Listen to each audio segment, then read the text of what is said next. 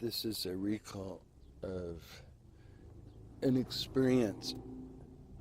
I had this morning.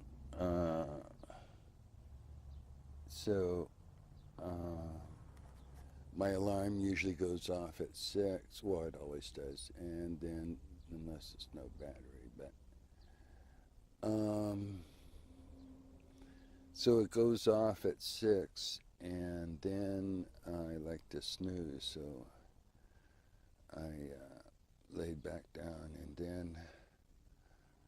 I was just resting and trying to wake up, and then Kobun appears in front of me, and then this is probably I'm on my left side, looking out towards the left, and so he appears sort of like sitting over there. It would be, in my closet area, really, and right there in front of me. But then he says if he could rent some room in my mind, a little room in my mind, and I said sure, knowing I have a very vast mind, but it's very little used, so he was off, and I sort of like, wow. Well, he had, when he said he wanted to rent a little room, I asked what he's gonna do, and he's landscaping and a palace. So,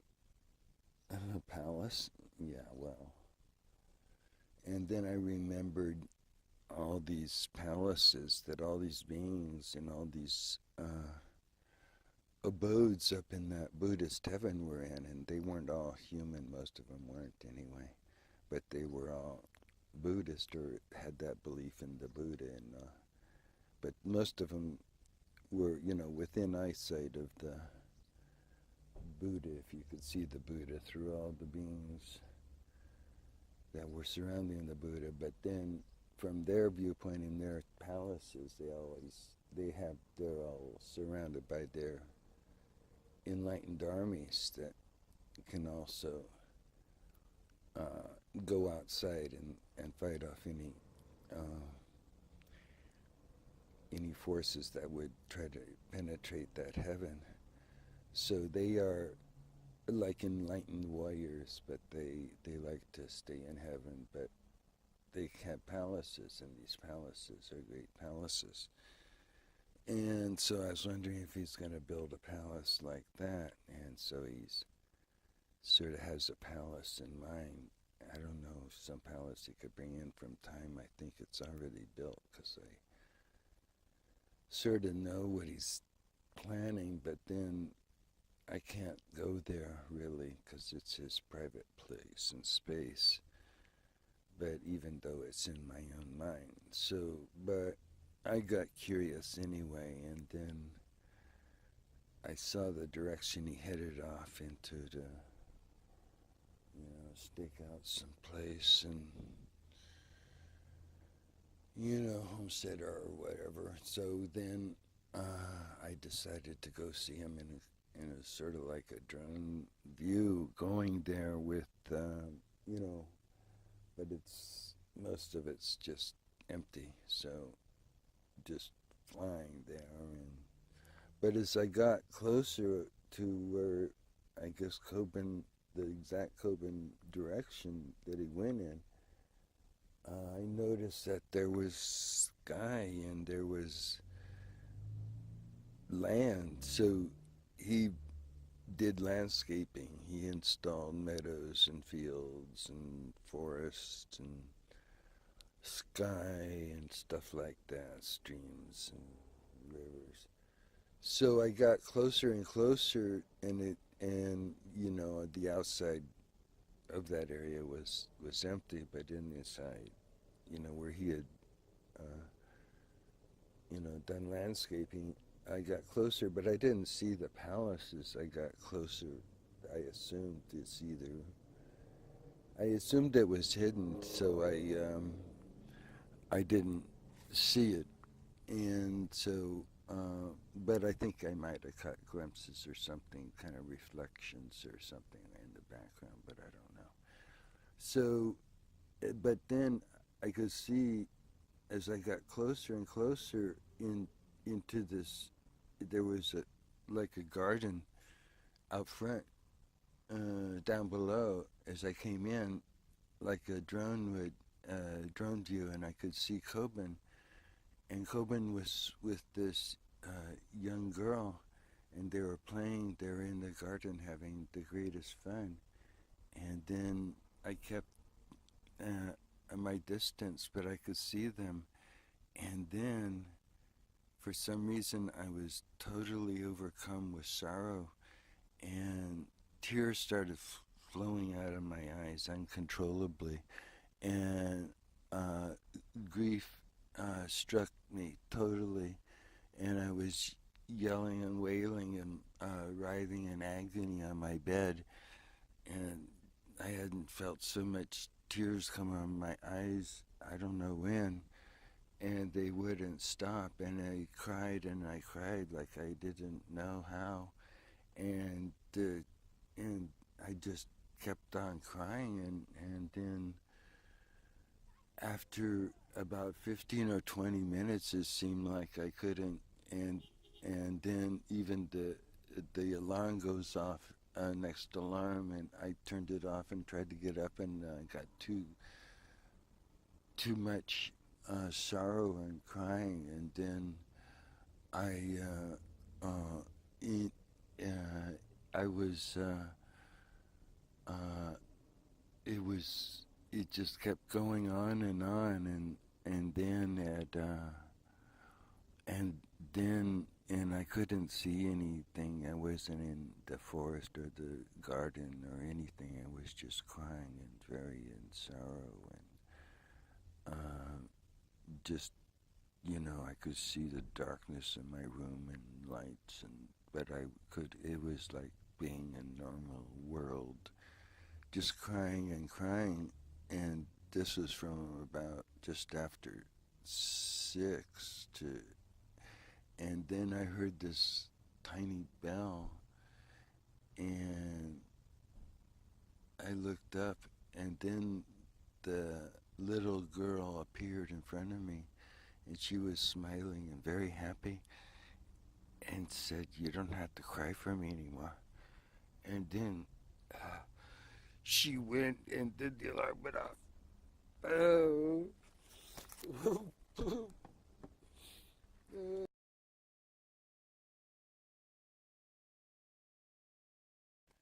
So this is a recollection of an experience on Tuesday, the 27th, and that was a few days ago.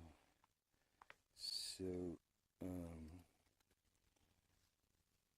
what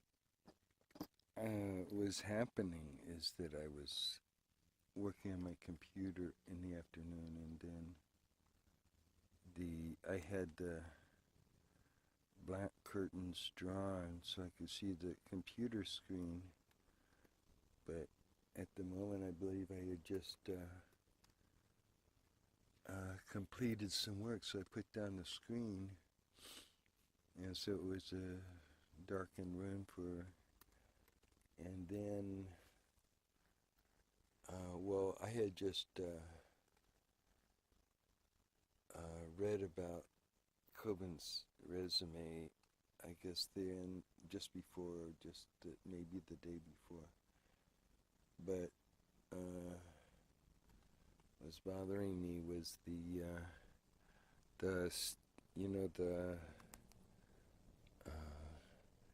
Master Chino telling Kōbun to go to hell. So I thought about that, and puzzled me. Yet at that moment,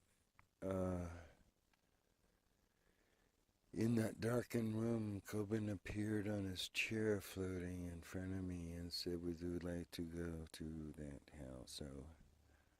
I said, sure. So then I felt myself in one of that chair that he was on, sort of in conjunction with his chair, and then I saw us traveling, and then it was like I could feel which way was the direction of heaven, and he took off that way for just a sec and then veered off, and I guess down, and I mean from the vantage point, and then very short distance, no, roadblocks or anything, or,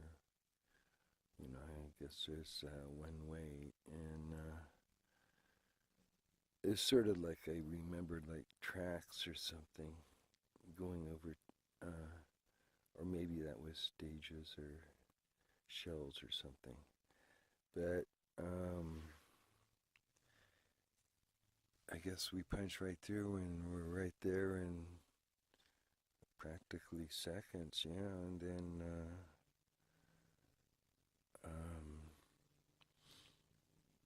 somehow he slowed down, and as a huge dragon-like creature rose up from below, and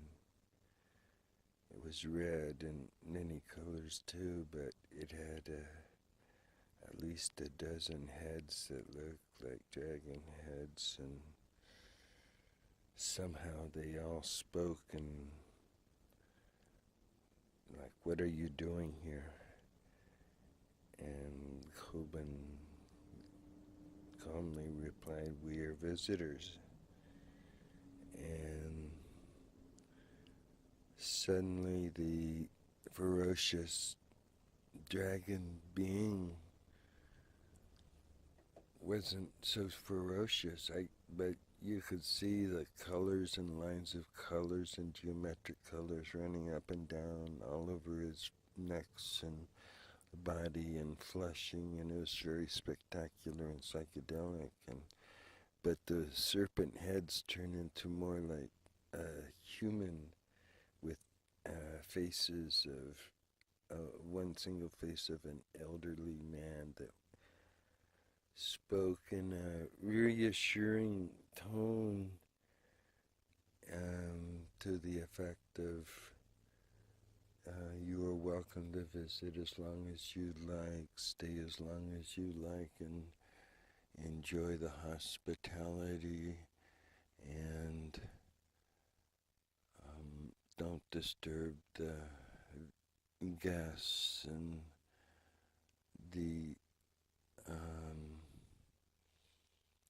and be polite and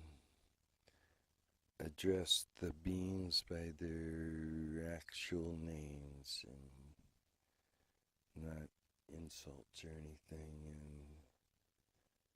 And then as he was talking, the background behind him started getting filled with what looked like hordes of demons of different types and shapes and sizes, and as he spoke reassuringly, they all looked like they're in some kind of land rush or something, and one particular one was almost like a huge ball of white that had small arms and a head and a couple of eyes and a mouth that kept growing, but there was like yellow bands around the orifices of it, and soon it was very close and its mouth was getting much bigger, and there was other demons that were a very strange design heading in our direction. And at that time Kōbun looked back calmly and asked if I wanted to go. And I said yes. And he looked forward and grabbed the controls, the front two wooden sticks on his chair. And I did the same, and he leaned over, and then as the big creature got bigger and bigger and came closer and closer, and his mouth got wider and wider, he took off and zoomed straight into its mouth. And then the mouth came down, but he made a quick U-turn,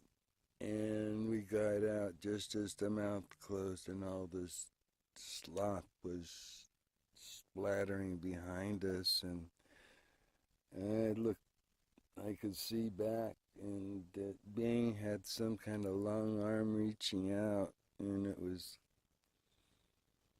almost towards us, or almost grabbing me, and we got just beyond it, and it seemed to dissipate, and moments after that, we were back, and that was that.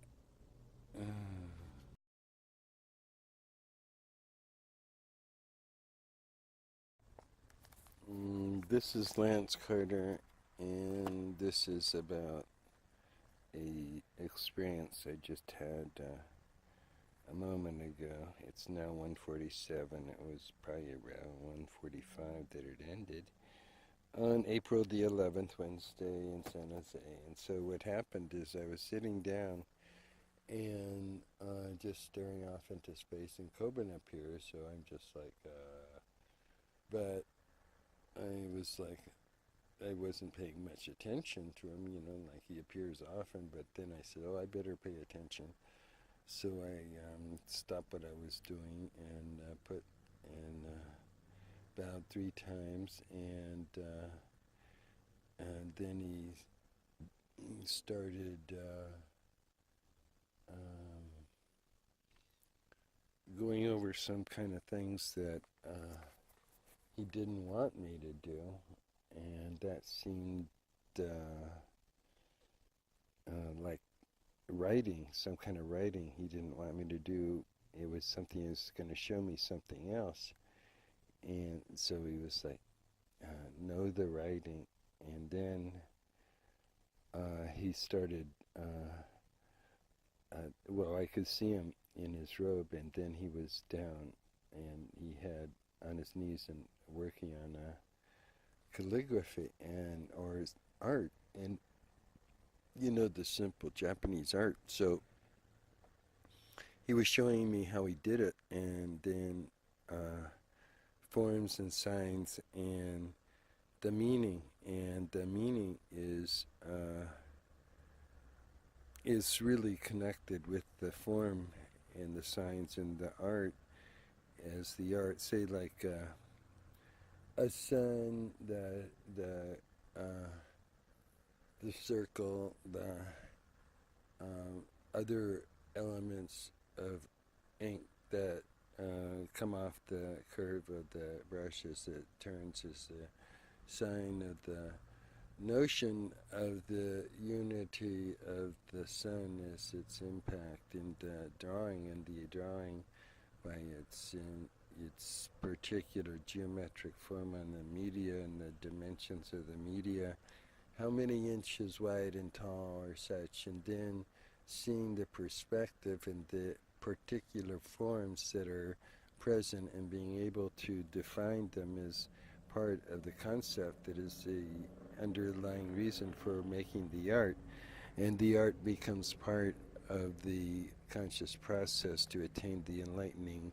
revelation that the art process brings. Therefore, being able to draw a line and know what that line means in relation to the things that are happening, like the particular angle that is drawn at in relation to the corner, and the corner being a end definition or a confining definition, and being able to arrange the particular diagonals of lines and the particular strokes that make up the concept, that concept being overlying part of the unity of a concept that is not expressed verbally but could be expressed in particular forms of the calligraphy as the Japanese script, and then on that in part and in areas and in colors and in format that have a particular meaning, and that meaning is defined by the geometrical relationship as they pass through the matrix being the divisions of the drawing as by the particular locations, the locations of the points that define the drawing as a 2- and 3-dimensional format. Seeing the format as something that enhances the interpretation, therefore to be able to see the motion in time, the motion in space, and the motion stilled as part of the drawing, the calligraphy of the moment that you're trying to present in the motion of your hand. Therefore the mind connects with the hand as it goes through the motion, and the concepts are relayed by or through the hand, through the motion, become part of the message of the painting or the calligraphy, and even other forms as the media requires, stone and in other contexts clay. So the art form is therefore part of the communication, and that communication is something that is akin to a kind of knowledge, and that knowledge is transferred through visual means, and that visual means is the calligraphy of the drawing, the art, as it becomes a something that the mind can embrace or wrap around and become involved in, and that involvement leads to a type of enlightenment if the art is correct, and the art is correct if it can invoke the type of images that rely on that, and those things that contribute to that is color, forms, and substance. Substance being defined as the overall being or the overall structure, and the overall structure and the elements as they're presented in filling the spaces. The space is not being totally filled because of the space that is within, and the space within is only expressed by the space without. And by filling those two spaces in one's painting or one's art is part of the task, and the true artist finds themselves involved in the art as a way of expressing, and it's an expression of consciousness or expression of action and expression of doing, and that is what one might consider as to be Zen consciousness, or being able to apply the consciousness of Zen in action, and that being the manifestation of self in event, and that event is the place in space and time that the mind finds itself in a body. So being able to proceed on the art and going into the space in which each point is allowed to have its own metadata and its own connection to the reality, which we call the consciousness, which we call the places in the consciousness that are defined by the tiny little things that the drawing can convey. So it's not necessarily what you see, it's what you don't see, and what it involves is being able to be where the mind isn't, or where the art isn't, and where the message isn't, because the message isn't so much of a word or a concept as a particular being. I guess you could call that a concept, but it's a particular way of expression of reality, and that is not necessarily what you call thinking about, because it is actually being in that, and that is a shared expression of reality with the mind and with the expression in the art as time goes. And therefore the free-flowing expression of the artist is necessary to maintain the Zen of consciousness in the activity or activities which they present themselves, which could be multiple in various locations at various times and on various schemes, dealing across a wide variety of media and consciousness, and therefore being able to plan through the art in a way that the art is able to be presented in time by the artist in the various modes of expression, allow the artist to be the present one or the conscious one as they see themselves as the expression of the joy that they find in their expression. Therein they find that the expression is not so much in themselves but out of themselves. And finding themselves out of themselves and the expression of themselves is simply amazing, because the splendor of oneself is something that is eternally mystifying to the self, and being able to express the self outside the self and be oneself and see oneself through that process is beyond what we might call art, but is a process of self-discovery that depends not only on the artist but the perceiver, who is the artist, and being able to be part of that process in the eternal play means that the calligraphy and the art are expressions of the self in ways that express the true Dharma or the true nature of the reality. That way it is seen as something simple and something that has mobility and even stability, if it is in forms that are more stable or concrete, one might say. Therefore, in the overall expression of oneself through the art in the world, one finds that the artist is oneself, but oneself in a community of art, or the community of being, that it's a shared expression that we all go through in experiencing the art and the joy of others. And this sort of elation that we might call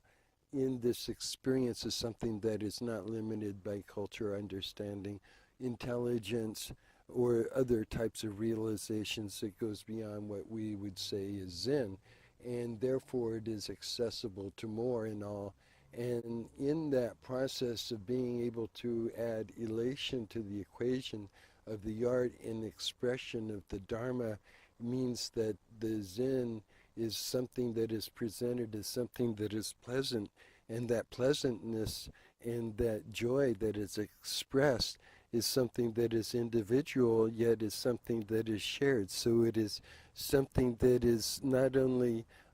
part of the whole, but being part of the individual means the individual has a certain particular joy that can be greater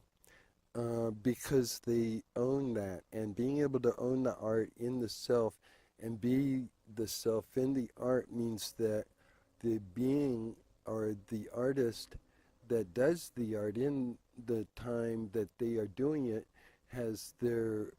fulfillment in time, because they feel like they're doing the art, which is the thing that is creative, it's most showing, it's part of what we say is the heart, or what you would follow if you had your way and had your say. So in that expression of the self, the artist not only finds themselves in a situation of doing and observing, but a way of communicating, in a way of transferring not only knowledge or love or form or style, but the entire consciousness that goes with it. And that is something that transcends what we might say is called time and space, because it can, if it is done properly and being able to have being preserved properly and shared properly, it can all have a positive effect on the future, because it can be saved and presented to others in different time spaces, which is available in more constant format in this time and in times to come. Therefore, the overall expression of the artist becomes something that is transferable through time and space, because people in different times and spaces, of course, can experience and share in that kind of elation that comes through the creation and the art of the self. And those that participate in those experiences, those artists of being, feel that their life is fulfilled in that moment. It isn't out of time, it isn't wasted time, it isn't something that you would say you are borrowing from something else. It isn't something that you have to take away from your entertainment, but it becomes more entertainment or more entertaining than what you might find on TV or elsewhere, even though the scope of it is somewhat all-encompassing. The individual approaches are personal, unique, and allow styles that go beyond what a unified structure provides. So being able to see the entire scope of what individuals can contribute is something that one would want to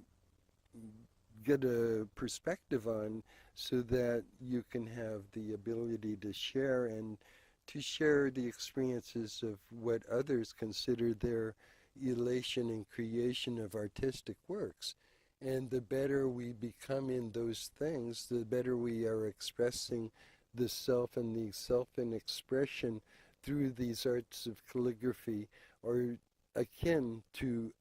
transferring the knowledge, and the knowledge is transferred through that relationship, which is part of the scope of what the artist does. And therefore, you see that there is a wave of creativity that is emitted by each person as they put the pen to the paper or the brush to the paper, and being able to have that contact with that which we call the media is a personal expression, and children love it, and adults forget about it and want something else. But there is virtue in crayons and pencils and colors and scribbles and lines, and if you get beyond that, you are going too far, almost. It's like having the sense of joy that is transferred through the innocence and not through the intelligence, being able to come through as the sincerity of the simplicity and not the complexity of the intellectual machinery, and being able to touch oneself as crude and primitive as that one might be, but using that as a format to be able to express the raw and primitive emotions that can be expressed in this type of media, art, and even voice. So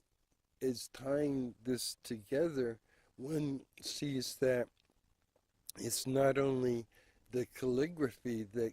is part of it, but there is a entire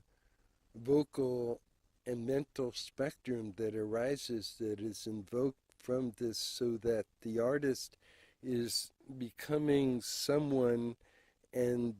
the observers of the art are becoming someone changed as well in this expression of the self. And therefore it's appreciated by those who have that ability to see and be artists themselves. So artists may have an advantage over others in being able to appreciate the art of others. And this is especially important when seeing that in most cases the art is ignored and the calligraphy is ignored and such. And by those who are trying to do it, unless they're really committed to making that which is art happening and possible in their life. So they find that it's better to commit to something that is simpler, not simply art, but simply expression. Expression being creative expression, but not necessarily what is termed art, which is possibly more creative or more intellectual or more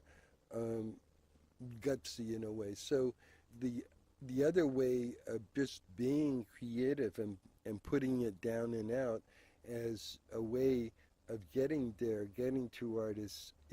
important. And then being able to see that in the mind as you express oneself in a daily manner allows one to see that there is progress, and that progress is one of understanding the art that comes from within. As you learn the technicalities of the media you are within, and either the pen or the brush or whatever you wish, the actual implementation of the art is something that involves not only the self, but it involves a mindful concentration that transcends the everyday abilities that are technically developed over time and practice. Eventually, the systems are so ingrained that they become automatic, and that's where another type of consciousness, the consciousness of art, arises, and the consciousness of pure expression is sort of seen, but it becomes adjusted to the expression of the art. And the art is the expression of the reality. And as one sees the reality clearer, one sees the art clearer. And when the art doesn't match the reality as well, it isn't as clear. Whereas the art that matches the reality becomes something that can be appreciated more readily by the self and others. That means that being able to differentiate between particular forms and strokes and characters and such in their arrangement in the art is something that is developed through technique and through those teachers that can show what is appropriate in order to express various things that are important. So as one learns the calligraphy of various words or letters or signs, later, after the creative process has done its due, you can see that adding these other things is sometimes overbearing and only to impress. So it is important that the artist is cautious in whatever else they add, and that means how they answer or put who their affiliations with are and how they are signed, what kind of contacts they have, what type of impressions they have, what kind of signs they have, what kind of signals are other kinds of sigils or impressions or names or types of identifiable characteristics that are added to the art, which sometimes confuse those that are being artists or those that are witnessing the art. So in that expression, a pure expression of the art is first required, and then if it can be expressed in such, and then placed in a manner that it is can be carefully and properly signed and given the particular types of additional artistic characteristics that are sometimes seen with different colored inks and patterned signs can lend to the authenticity and the knowledge of what is being expressed, but the art should be somehow undisturbed in a way that allows the mind to separate what is known through those things that are not just the art, and what is unknown, which is the art and has to be figured out. So displaying too much information, of course, with the art is beyond comprehension because it allows the mind to get confused. So I think that's about all I got to say on that subject. Now it's 2:11 on April 11 and Wednesday 2018. That's Carlyle Carter in San Jose. Bye-bye.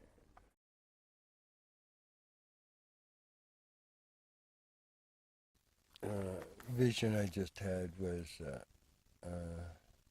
momentary while I was saying grace for food I'm going to eat. So I said most of the grace, or the Lord's Prayer. Then she popped in my vision, and it was the little girl, but it was, I could see her face this time I hadn't seen before, but it wasn't so much, it was, I mean, not so looking like a earthy person, but the skin was different and the clothing was different, and it was colorful and stylized, and she had black hair, and then I could only see parts of her face, then her full face, but it lasted only moments, and then she changed again. Then the vision was just to introduce me to a form of her that is more spiritual than maybe most people would realize. And this is after, on Tuesday morning, I was watching the computer or doing my computer, and I had the wind drapes closed, so it was dark in my room. And then I put down the lid on my laptop, and relaxed back in my chair, and then appeared in front of me was this young girl again, and she was dressed in a dark robe, so I couldn't see any color of her, any dress color, or only her hair dark, and her face, which was more cartoon-like or not very revealing. And then the part of it was that as she appeared, Kōbun also appeared, and he appeared behind and on the right side from me as I looking forward. And then she says, first she appears with Kōbun at the same time, and she is also in she is in a dark robe, but this time Kōbun seems to be in a much lighter robe, or even brownish, and then and have some, maybe a scarf or something, and he was the age that he was when he died, so it wasn't the Kōbun I had seen before. And this Kōbun, he was actually leaning over with his hands together, and somewhat bowed, and then looking straight forward at the apparition of his daughter. And then he was looking very, very proud, and then she said, I began my ministry, or I have begun my ministry, and then I was quite surprised that she could just appear and then say she has begun her ministry, and then I didn't know, apparitions could do that. And so, you know, um, and so she says she came back with Kōbun because she died with Kōbun, and then I wondered, and how could she do, and then she said, I have, my mission is to minister to the children, and this is, and then she stopped talking. All she said is, my mission is to minister to the children, and then I understood what she meant, and then what she meant was that she ministers to the children that are in need of her, or in need of the compassion and mercy that she can possibly bring by going to find Kannon, or others that would help the young child. And this she is because her mind is still young, and so she can still play and understand the children, and older people can't understand her like she can understand. I mean, other people can understand the children like she can, because she has still childish in her, and she is in that mind, but it doesn't mean she won't appear as apparition or as help for the parents of the child. And as you see her, she is not always the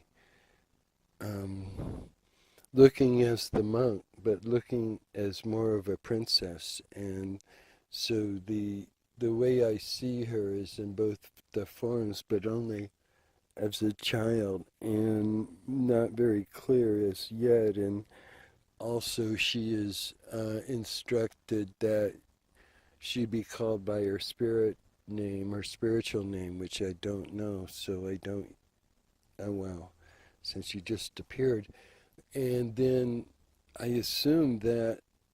they are the same in this, the mission, or whatever their ministries are. But I understand that well, she said, I will not trick you, meaning like Kōbun tricks me, but she said she will not trick me. And so that is, if you think of being apprehensive about it, or about her, she is not going to be as mischievous as Kōbun might be. And her connection is also to the siblings of the child, and the child is normally of a young age, or from a baby to, before puberty, because of the changes in the mind. Whenever the mind changes from child to older, they lose the contact, and then they cannot understand her as well. And that is something they rely on for trust in her and trust in Kannon to be able to be there and deliver compassion and mercy in whatever forms they are available. And I wondered, and I asked this young princess, how can you do this without living in a body? And she said, I have my ways. and she sort of smiles. So I think she's very mysterious. And after that, she, she pulled her cloak closely, so I could not see her face too well, but only her eyes. And the dark cloak was around her after, well, she had told me these things. And then as I was she had been standing in a bowing position when she announced her ministry. And then I don't know, but she may have got on her knees because she was very low. Her head was down just somewhat above my knees, like a foot. And I think she had sat back. And then she was doing a prayer, and the prayer was for me. And she prayed for probably 2 minutes. It seemed like a long time. And what happened is that I felt her intention, and her intention was that I become a better person. And this is for her benefit and probably for mine too, but as her proximity, I would need to become better, and say, for instance, listening to hard rock and roll and going through some of the imagery on these songs is just not what she wants to have me thinking about. So, I mean, and my personal behavior, she was, sort of like pointing out that, my life is not the life of a person that would be caring for a small child, and she is highly demanding of a environment that is conducive to the benefit of the child mentality, even if children aren't there, and therefore I fail at that, and not, having a tidy place, and not having free space, and not being focused in meditation, and not being focused on particular types of attributes that would make me better. And of course, this is news to me, but knowing that I need improvement, it's not that surprising. But then what this implies, I imagine, is that those who contact her for those types of inspiration or types of help would expect that they would have to conform to a standard that would be acceptable to her highness and her exquisiteness and ability to transfer such gifts that make her presence even as an apparition desirable. Therefore, the implication, though, is that there is only improvement through the contact, because the consciousness would have to desire that they receive this sort of simple inspiration that doesn't have to go too far, and that inspiration is to be the pure person, but to be the pure person as a pure child, or as a child, and to essentially limit activities outside that. This is Lance Carlyle Carter.